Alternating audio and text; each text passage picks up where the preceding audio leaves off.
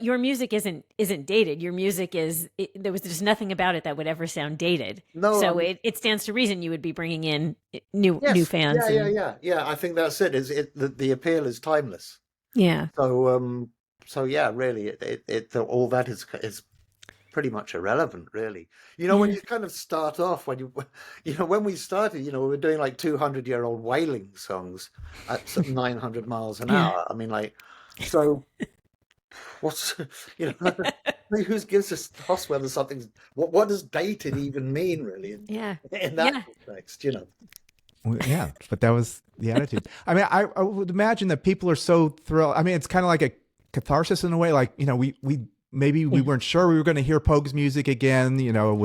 And Shane's not around to do this, and now we're coming back, and we've got these great musicians, and the music is going to live on. Oh And yeah. it's like such a release when you hear these songs again. I can imagine just hearing, once you kick off with the opening cutout and Run South and Lash, and just like it must be like an explosion of It just like really, I mean, joy, it like was so much joy. it was Yeah. absolutely like that. I mean, the one that really sticks because it was the first one. When we did Red Roses for me, Hackney Mm. Empire in London, and Hackney Empire is what you guys would call it's an old vaudeville theatre. We call them Yeah. musical. Um, and it's been really beautifully restored. It was built, I think, originally in, I don't know, the 1880s, I'm guessing here, and it's only like 1,600 capacity, but so it's not big, but it's like it goes up like Mm. this, and it's got like the way that it's kind of shaped. If you're on the stage, it's got a really nice big stage as well, um, and it's like the audience are kind of funneled towards you. And because this was the first one, because also it was the May after Shane had died, that he had died the previous November, so that was still very fresh, very raw for a lot of people.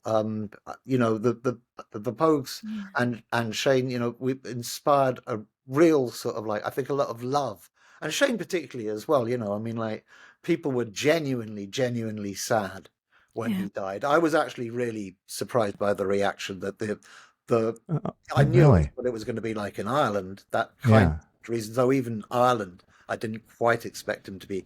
I didn't realize he was actually getting a state funeral, which effectively it was. Hmm. But the BBC in Britain were like, I mean, I think the whole funeral was shown. It was something that was like, people were really, really affected by it, and people love the band. And when we came onto stage at Hackney Empire, and with the first cut on Red Roses is Transmetropolitan, we have our brass section with us, who'll be coming to the States, and it was just like you could just hear this. They played the opening kind of melody of that, and I don't know, it's just this extraordinary rush, and then that continued in Dublin, and then it continued with the Rum Sodomy and the Lash tour in the UK with Sickbed of Culcullen. It was just the same thing, was just like happening night after night. Yeah. Just people were like, yeah, yeah. Because the thing is, another thing that I have to say, this kind of thing can be cannot work. It can kind of like really fall flat on its face. I think one of the things that I didn't want it to be done. It was never intended to be a tribute to Shane as such. It's more a sort of like, okay, it's the 40th anniversary of the album. It's a celebration of the album. It's a celebration of the songs. So obviously, it's implicitly a tribute to Shane, but it's not like, oh no, Shane's dead. He would have fucking hated that as well. I mean, he really, really would have.